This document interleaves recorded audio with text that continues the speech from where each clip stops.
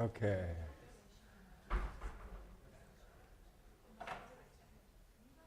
All right, I'm going to get started.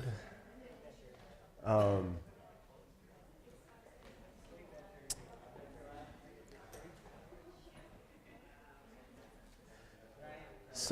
I'm going to get started, y'all.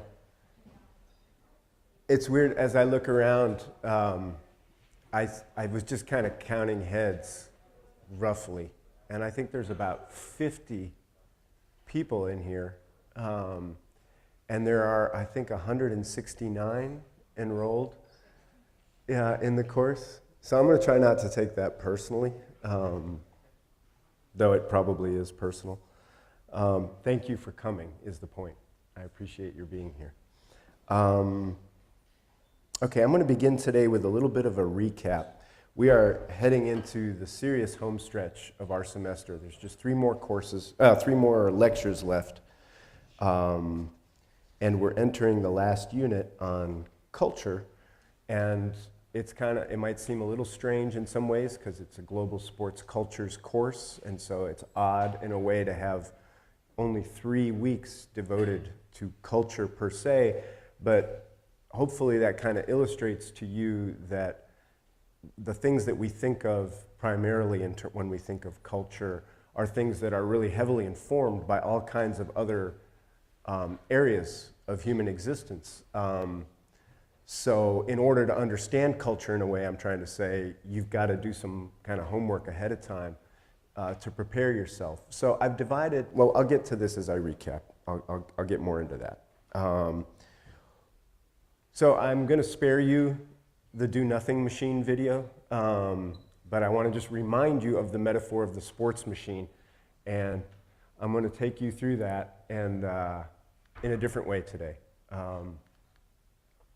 before we get to talking about images a little bit. Okay, so we began with a series of weeks talking about what we were calling individual lenses, right? Just the basic components that we imagined an individual, a kind of imaginary individual, getting ready to engage in sports might be bringing to the table.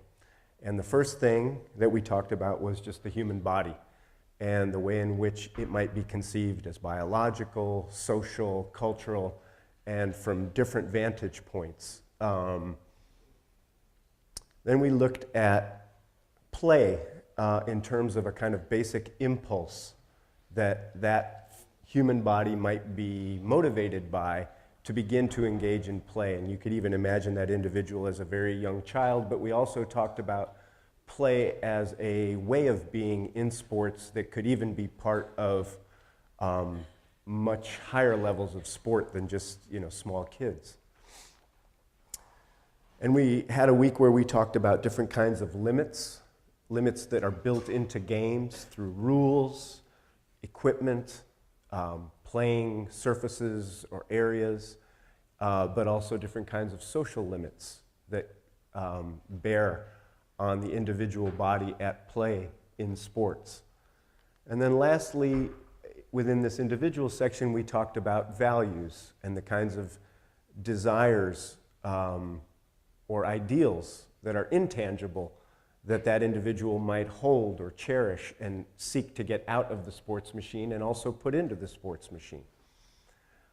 At a certain point, I talked about these as raw materials, using that metaphor of the sports machine. All these four things as a way of thinking about these four things as what gets put into that machine, what that machine draws into itself.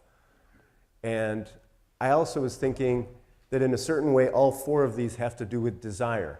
So if you think from the metaphorical point of view of the sports machine, raw materials. If you think about it from the human point of view, engaging something like sport involves acting on desire. Desire is something that is motivating, a kind of creative force that drives you in a certain direction, and in a way it plays on all of these four lenses: bodies, play, limits, and values. So then we moved on and we added in this social component in the next 4 weeks after that. And We began with our discussion of the NCAA as not exemplary, but an example organization in the sports machine. But there are, of course, others that, in a sense, organize those desires and bodies that individuals bring to the sports machine and supervise them and regulate them and control them. And we talked about markets as a kind of extension of that, in a way. Organizations in particular, even those that are ostensibly nonprofit, that nonetheless partly channel the desires and raw materials that the individual brings to the sports machine towards the end of making money. Media, we were thinking about media as a kind of intermediary, a go-between between the machine and the products it produces, spectacles, athletes as celebrities, fans as consumers, and then us. And that can be us whether we are participating or simply watching as spectators. And then lastly, we talked about politics and the ways in which sport and politics intersect, sometimes explicitly in the government, but oftentimes in a broader way around issues of race or class or gender or sexuality, and the ways that sport organizes political energies, intervenes in the political realm, but is also shaped by that broader sense of politics. So thinking about where we saw desire or raw materials in the individual lenses, you could think about the social realm or the social lenses as having to do with the relationships that individual enters into, voluntarily or not, when he or she begins to engage in sports. Within the metaphor of the sports machine, we're talking about the structural parts and processes that begin the work of transforming those raw materials into something else.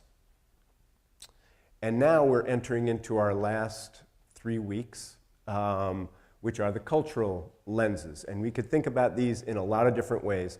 I've chosen 3 topics that in some ways you could think of as very basic elements of culture, categories into which a lot of cultural forms fall. And that's part of why I think I chose them, because they appeal to me for the neatness of it. But I also do think that they are pretty fundamental kinds of areas of sports culture. So that includes images, which we will talk about today, numbers, which we'll talk about next week, which are a really important cultural form within sporting culture, whether you begin with uniform numbers and how some become iconic, to statistics, and today, and this is what I'll talk about next week, the role of advanced analytics and digital technologies in processing the sporting experience for us. And then lastly, words, which in a way is what we've been talking about all semester. I wanted to give you a heads up, which you will be glad to know and glad that you came to hear, because the people who didn't come won't know this. For our very last day, April 10th, former University of Michigan basketball player Jimmy King will join us. He was a member of a team that came to be known as the Fab Five back in the early 90s. You might know some of the other names. This is before your time, I know, like Chris Webber or Jalen Rose, Juwan Howard, and Ray Jackson. Jimmy's going to come and join us. So hopefully you'll be here that day, and it's going to be an informal conversation. I mean, Jimmy's a very eloquent and charismatic speaker, but he really thrives off of questions. So hopefully you will come with some questions in mind, and we can just have more of a conversation that day. So that's going to be our last day, so we're going to go out with a bang. The cultural stuff I want you to think of as expression. So we had desire, relationships, and expression, or raw materials, structural parts and processes, and then products. Okay? Any questions about this recap? Just wanted you to have a kind of overall sense of how I see the terrain we've covered. And so you could orient yourself going into these last few weeks. As we move into these last 3 weeks, especially the next 2, everything we've talked about up till now hopefully will be in play for you, and some of the understanding you've come to gain about all these different areas, bodies, play, etc., all the way through politics, will inform the way you think about the cultural stuff we look at. And you'll get a chance to test that out today in class later. All right, so week 10, images. So everybody's familiar with this phrase, a picture is worth 1,000 words.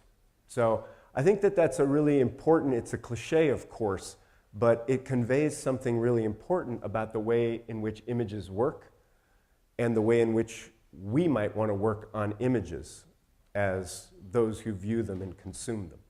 So I want to kind of begin by just taking you through that a little bit, and then we'll look at some images together. So on the plus side, what this phrase conveys about images is that images can be a simple way to convey complex feelings, ideas, and events. All right? On the minus side, images can be a simple way to convey complex feelings, ideas, and events. Right? You can laugh, that's cool. The idea is, of course, that simplicity can sometimes be a benefit, or a benefit for some people, and that simplicity can sometimes be a detriment or do harm when it becomes a kind of oversimplification, or depending on who's producing the image and who is the object of the image.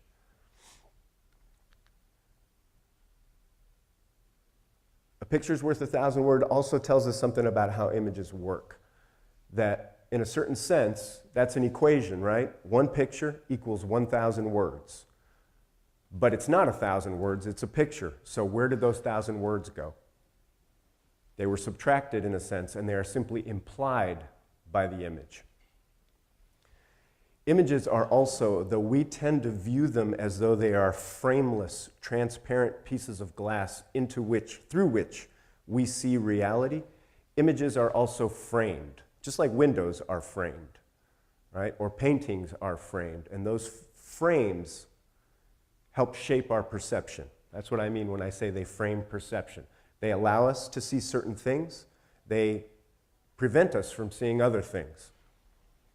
And part of what they prevent us from seeing is the context, okay? I'm going to just give you a couple examples of that in a minute. Here's one. So that's a man smiling, which has some detail to it. Here's another image that's very familiar to you, that conveys some kind of emotion, probably. Absent a context, you really don't know much more than simply maybe the word happy or something like that. So when we try to understand images, if you look down towards the bottom of the screen here, part of what we're doing is working against the grain of images. So if images subtract and imply words, part of what we want to do when we understand images, when we're not just passively consuming them, is to add the words back in and make them explicit. And where images frame perception and eliminate context, part of what we want to do is enlarge the frame and supply context. Okay? So, going backwards from this image, which is completely abstract, lacks total context, to this one, which I showed you a moment ago, and of course, you know, I'm being coy. I'm sure most of you recognize the face in this image. It's not just a smiling man. It's a smiling former football player named O.J. Simpson. To enlarge the frame and the context from which that image originally appeared in a newspaper announcing that he was found not guilty in the double murder case for which he was tried. Okay? So it's a super simple example of how you might enlarge the frame. I was thinking of another example. I don't want to get too much into it, but you're probably all, most of you I assume, familiar with the expression posterized. Yeah? So it comes from poster, right? An image that you might have on your wall as a kid.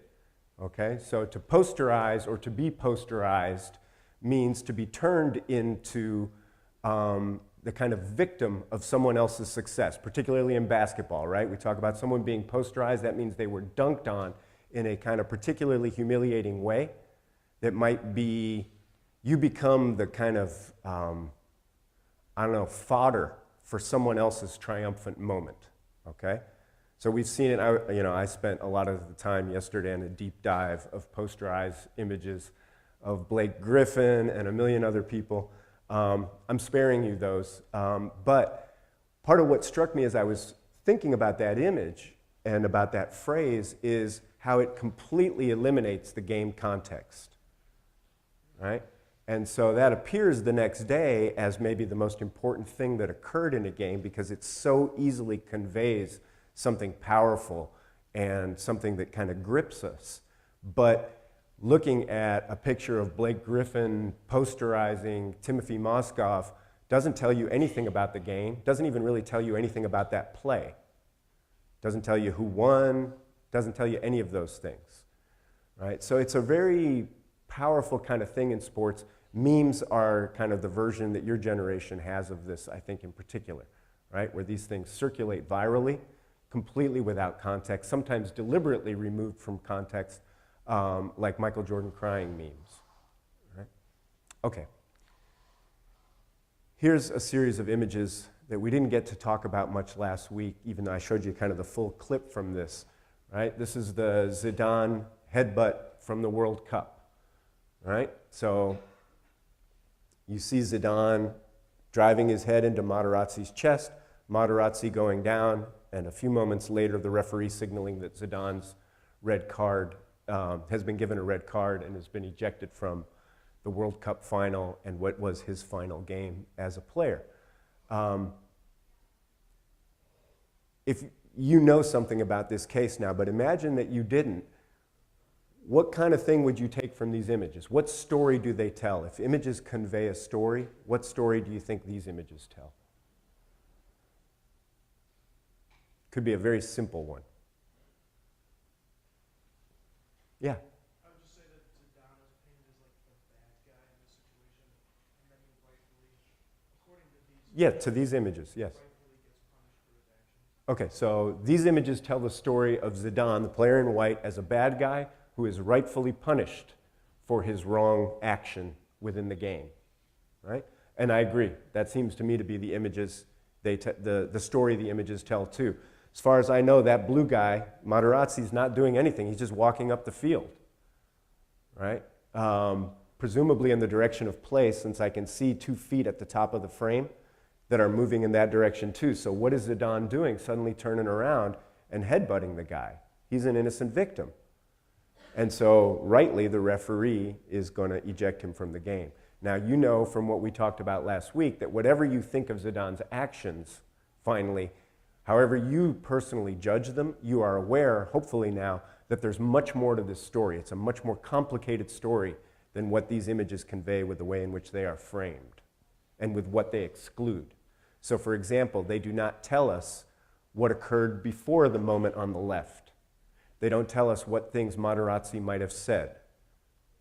All of that is context that's excluded. They certainly, even if they included what Materazzi said, they wouldn't necessarily include the full context of where Zidane is from, that he is Muslim, that he is from a country that was formerly colonized by France, whose migrants to France have been marginalized within France. They wouldn't tell you that Zidane and other players from North Africa were made into poster boys for French tolerance in society, right? And they wouldn't tell you anything about the context of post-9/11 war on terror in which Muslims in particular were targeted, right? So all of that is part of this situation, but it's not part of the images, okay? All right. So I want to take the rest of the time looking at two clips. They're not both movie clips. How many of you have seen the movie Hoosiers? Put your hands up high, please. Okay, a fair number. Let me just give you a quick recap.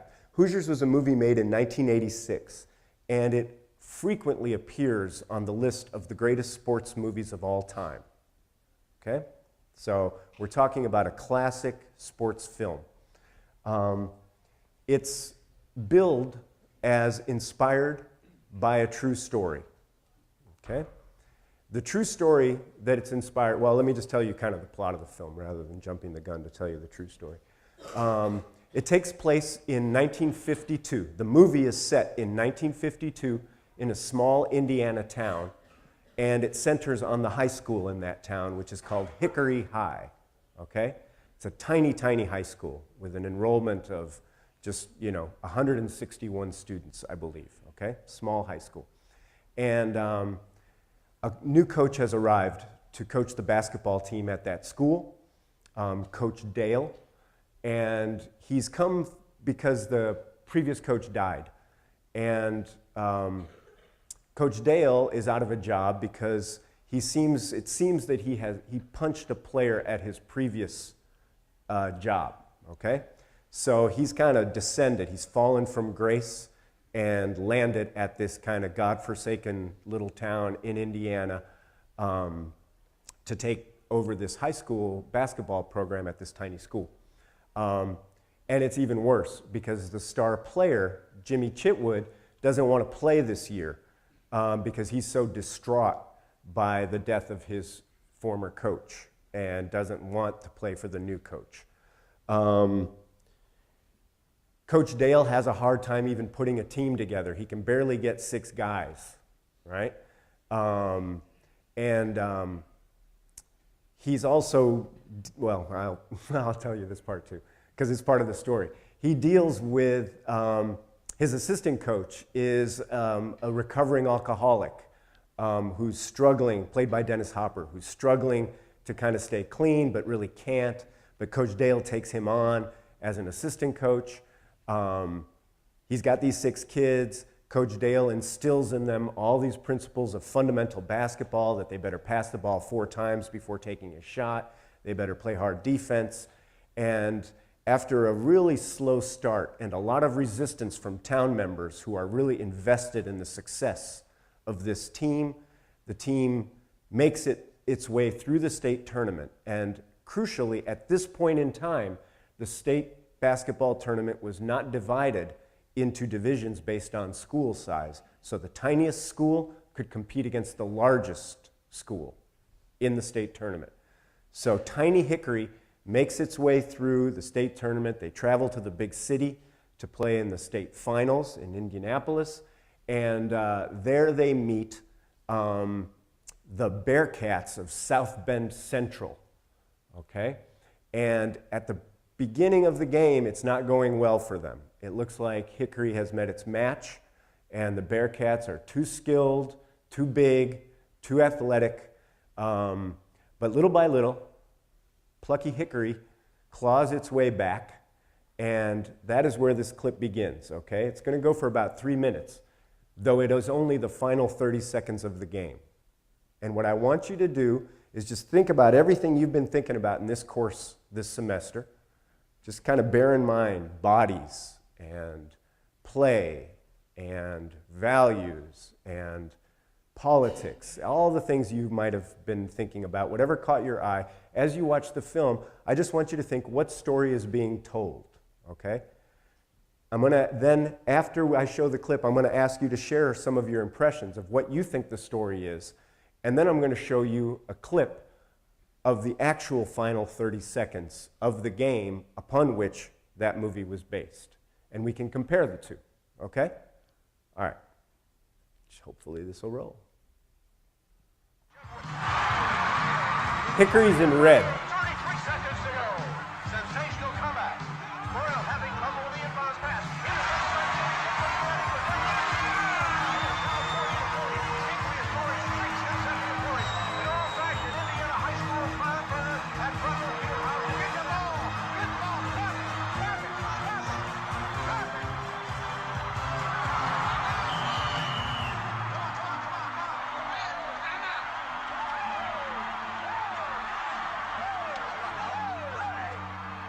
Lift it up, lift it up.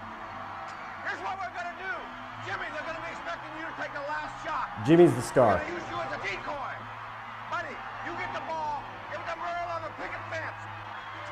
He's going to take the last shot. All right, let's go. What's the matter with you guys? What's the matter with you?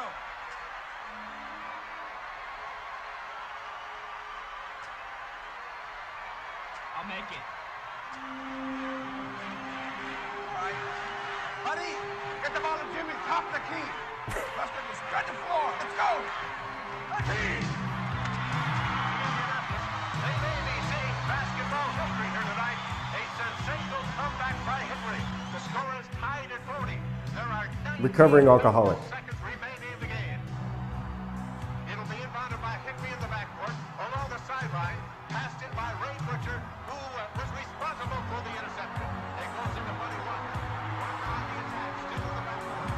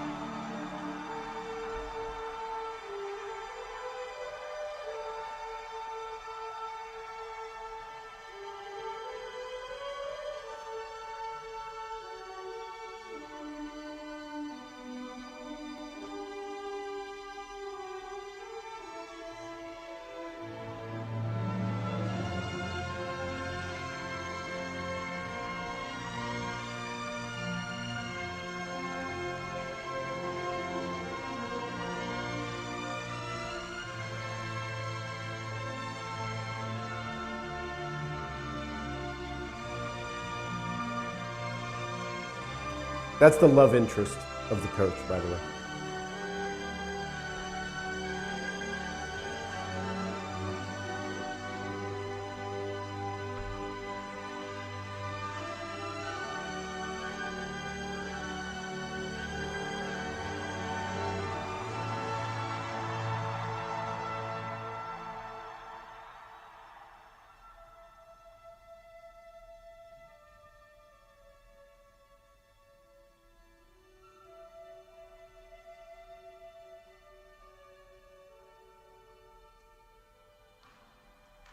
Jimmy, why don't you meet someone? It's Cornell, your coach. I've seen you guys can shoot, but there's more to the game than shooting. There's fundamentals and defense. Boys and I are getting to know each other. See who we are and what we can be. Let's be real clear about what we're after here, all right? It's team, team, team. 5 players on the floor functioning as one single unit. Okay? No one more important than the other.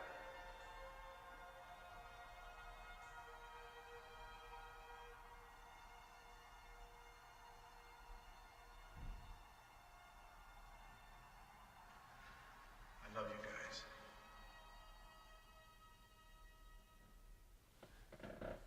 All right. So, what's the story about? What did you notice?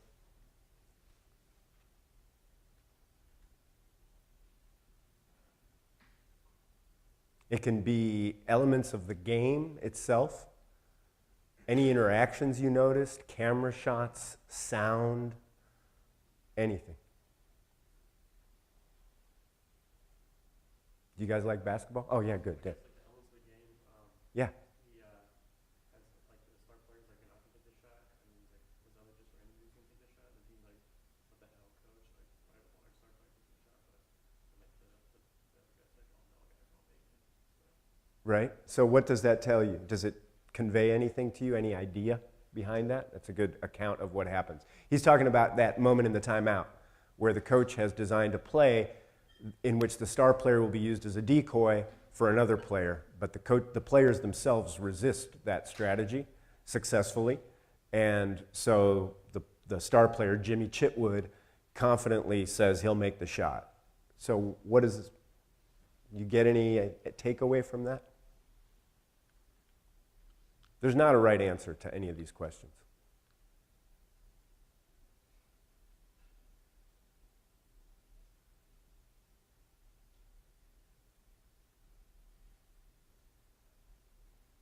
So you could think about it this way. It's not necessarily a central point in understanding the image, but it's a good way to think about understanding images. So throughout this movie, if you've seen it, the coach, and you heard it even at the phrase, no one player is more important than any other player. His basic philosophy is the team, the team, the team. And he goes to war throughout the season with any individual player who dares assert their importance as an individual. So that is the prevailing basketball philosophy of this film. And it's obviously goes beyond basketball, right? It's a team sport philosophy. Yet in this crucial moment, that philosophy seems in a way to have to accommodate that individual player, right? So it's almost as though it undercuts its own central message, because this doesn't happen unless this kid, as portrayed in the movie, doesn't assert himself and say, I can make this shot. There aren't 4 passes before they take a shot in that final. It's an ISO. He just basically goes one-on-one on the defender and rises for a jump shot. That's the play. That really contrasts with everything we've seen from Hickory all season long. So that's an interesting kind of contradiction, which may or may not be intentional. It doesn't matter, but it just suggests a kind of deeper complexity than what the movie seems to want to have us take away, which is the ultimate importance of the team, right? Other things that you noticed about the teams? Yes? They were down the game and had to come back, which kind of like portrays how they were underdogs. Yes. They were underdogs in the game, right? They were underdogs even to get to the game. They fell behind, so their determination was tested, right? They faced adversity. And that is echoed throughout the film. That's part of why I gave you the recap. Everybody in that film, in a certain sense, has had to come back from something, right? The recovering alcoholic, the disgraced big-time coach who has to go to the small town, different players, the town itself as a poor rural town, right, that has nothing but basketball. So there is this, the idea of the Cinderella team or the underdog team that is really such a big part of sports culture and such a big part of American culture, right? It's so dear to kind of the American self-image that somehow Americans are always underdogs, right? Which is an odd story for us to tell about ourselves, considering that for some time now we have been kind of the greatest military and economic power in human history. But we still want to tell that story, right? And consume films that reflect that image back to ourselves, right? So that is a very important part of the story. All right. What else did you notice?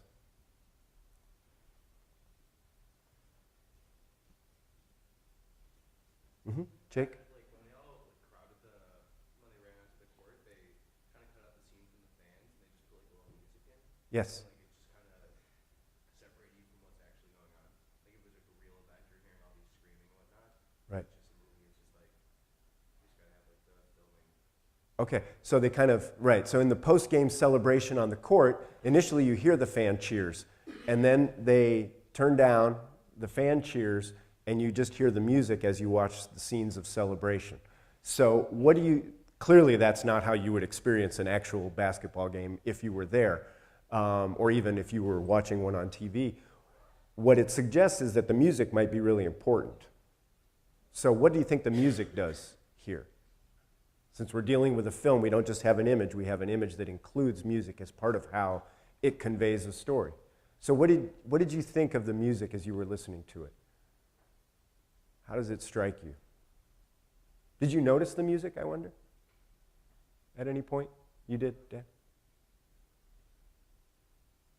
It's kind of cheesy, but it's just kind of like a sports movie theater, so it's just like overlay music over the epic moments of the game. Right. That's right. I mean, that's common in sports movies, sports documentaries, for music to be there. It's common in every movie, actually, for music to be there. And part of what music does, one way to think about it, like this music, you have sort of some lonely kind of sounding horns that sort of rise in volume, and they gather other instruments together to give you a kind of sense of emotional triumph and release, right? So music in films is often there to help you understand your own feelings, or even to prompt certain feelings, right? It kind of organizes the event for you. Yeah? Started to notice it once like the shot went to slow motion and like everything kind of like slowed down and you really like heard the music really kind of Yes, absolutely. That's right. It really puts a kind of sharpness to that moment, right? It tells you, here's the most important moment, here's how you might feel about it, right? You should feel stirred and inspired and moved. This is an important event. What else did you notice? Yeah, go ahead.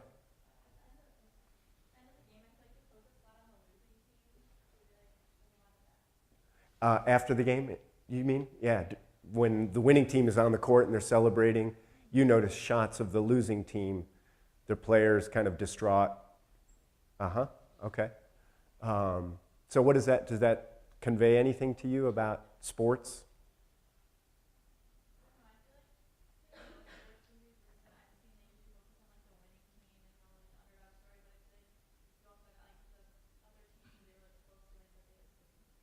Right. They were supposed to win and they didn't. Exactly. So they're heartbroken, right? There's sadness, yeah?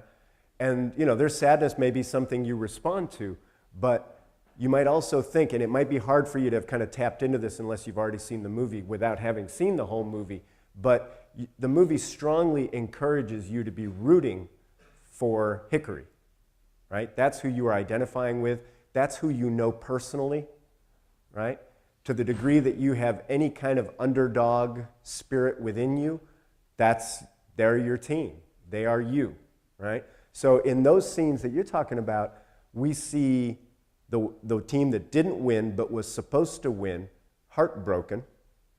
And in a way, that contrast with the celebration serves to heighten the triumph of the Hickory team, right? You might care about those players that lost, but I think you'd be quite exceptional if you did. Exceptionally kind of empathetic as a person, because you don't know a damn thing about any of those players. You don't even know their names, let alone their backstories, let alone what farm they live on, or what their dad does, or any of the things we know about Hickory. Right? In a certain sense, they're objects or props that are there to highlight the triumph of the Hickory team. Anything else you notice about the two teams? Okay, so I'm going to just put this out there because nobody else is going to say it. Hickory was an all-white team, and South Bend Central here, though an integrated team, the shots you see are mostly of black players. And if you see the whole game footage as portrayed in the movie, the black players are especially showcased. As they race out to a lead against Hickory, you see them much more physically imposing. They're basically just shoving Hickory players out of the way, getting easy baskets. Even I think there's a dunk early on, which is very unusual in 1952 high school basketball. They're quicker, they're more athletic when they're in the lead. At the end of the game, what happens? Like, what did you see? Did anybody notice, like, how does Hickory even get into the position to take a winning shot? Yeah, there's turnovers, right? So if you're thinking about the complex ideas, maybe even the unintentional ideas that images convey, one idea you might get from this movie is that under pressure, the players from South Bend Central choked. Okay? And if you put that together with the fact that most of their bodies are black, then you might form or find a stereotype about African American athletes reinforced. That they're doing great when there's nothing on the line, they're athletically superior, but when the pressure's on, they will choke, and their athleticism will not serve them when faced with the disciplined, fundamentally sound, athletic know-how of these plucky white underdogs. Okay? So that's a complex story right there.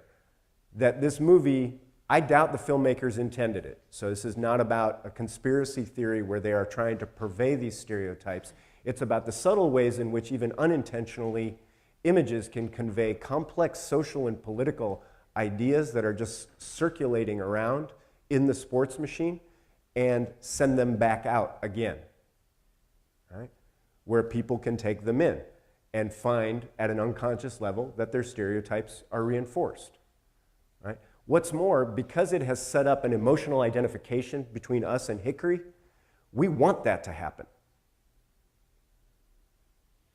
Right? So it actually puts us in the position of desiring something to go wrong for the team from South Bend Central. And at that point in the game, the only thing that can go wrong is that they choke. So you might think about that. Now I'm going to show you the other clip, which is in real time, of that game. And you will see, it's going to begin with, it's not South Bend Central because that's not who they played.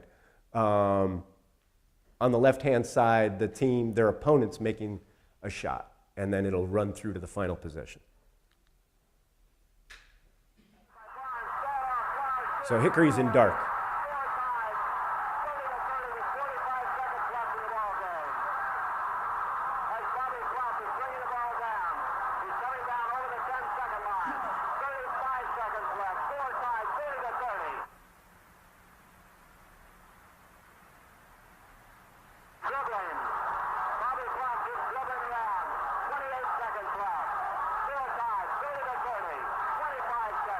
It's 30 to 30.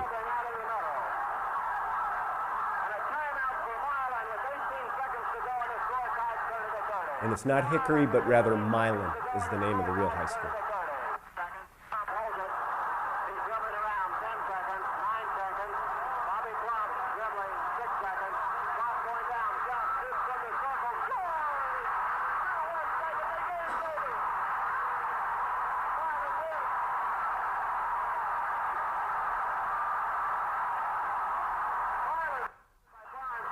All right, I'm going to stop there.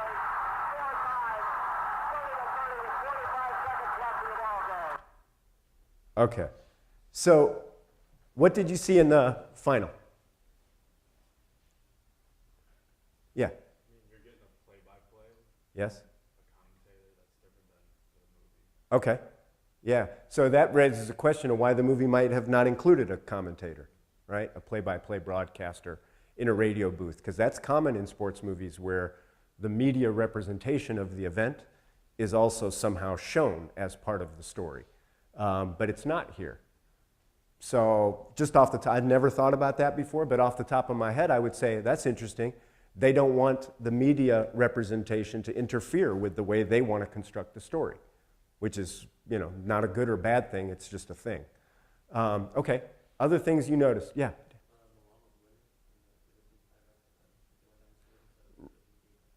Right, exactly. So nobody choked, in other words. Muncie Central, which was the team that they beat, scored a basket. In fact, if I showed you the full possession that ended in that basket, they were being pressured frenetically by Milan, and they were able to handle that pressure and get a shot right at the rim to tie the game. Okay, so there was no choking involved by Muncie Central.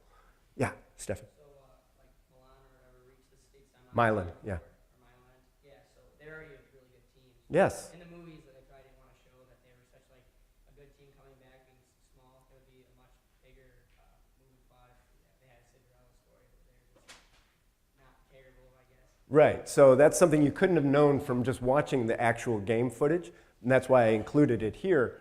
Milan was actually a very good team. They'd gone deep into the tournament the year before. They returned all their key players, and so they were predicted, they were expected to go deep into that year's tournament. So that's interesting that they omitted that information from the film. That's part of the context that was framed out. Other things, yeah?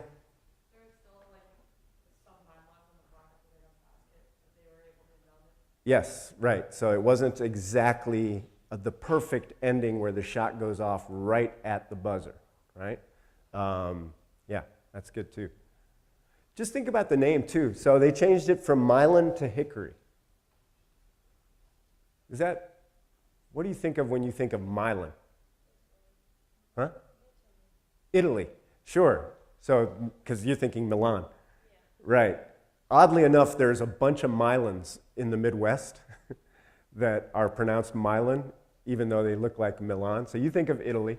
What about Hickory? What does Hickory make you think of? Anything? Yeah, what associations? A strong tree.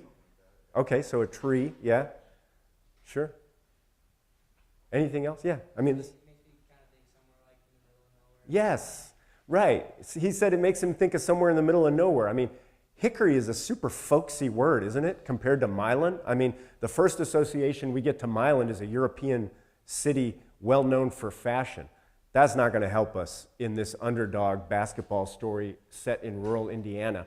We need something like Hickory, right? It's down home, and it's something rural, and a tree even connotes that, right? This is not an urban high school, okay?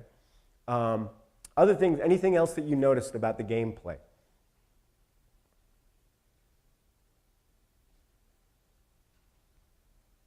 Yeah. They kept that, yes. I think they actually reproduced the final shot fairly closely. It's taken from more or less the same spot on the court. It's an isolation, so one-on-one play that involves a kind of dribble forward and then to clear space, a step back for a jump shot. The other thing I want to point out, just off the top line here, that you also could not have known from seeing the game footage, which is why I'm adding the words back in. It's true that Milan had an enrollment of 161 students, same as Hickory is said to have in the film. So that's a true thing. However, Milan had 73 boys try out for the basketball team that year, of which, 10 made the team. Some were already on the team from the previous year, so they had already had tournament experience. So they were not scraping the bottom of the barrel, putting a uniform on an equipment manager, as happens in the movie Hoosiers. They had an excellent team, and they went up against another excellent team. It's not as though, they were the kind of heavily favored team. They were just expected. The tournament played out more or less as expected, basically. The two of the best teams in the state played for the championship, and won on a last-second shot. So part of what you can think of, and I'll leave you with this going back to Hoosiers, is the way in which winning and losing in sports, right? So think about the way the movie Hoosiers ends. A last-second shot, one team wins, they're triumphant, the other team is distraught. The music and everything we've seen up till then makes us feel happy, right? And proud and identified with the triumph of that team, okay? The very fact of it being a sports movie and so including a winner and a loser also cues us in to associate the qualities that are associated with that team: teamwork, cooperation, love, hard work, determination, adversity, whiteness, with victory, okay? Whereas all the reverse happens because of that kind of dichotomous structure of sports. The losing team is the opposite of all those things, right? And the game footage we see in the film kind of bears that out. They couldn't really show that same level of determination. They did not have the same kind of teamwork. That's why your comment about the individual asserting himself at the end of the movie, and it's actually an individual play that wins the game, sort of undercuts the logic of the film, because it really wasn't. I mean, it was about the team, but it wasn't only about the team. So that's just something to think about as you go forward. Next week, we're going to talk about numbers, statistics, and the like, and then we'll wrap up our last meeting on the 10th with Jimmy King. So have a good week, y'all. And thank you for your comments and participation.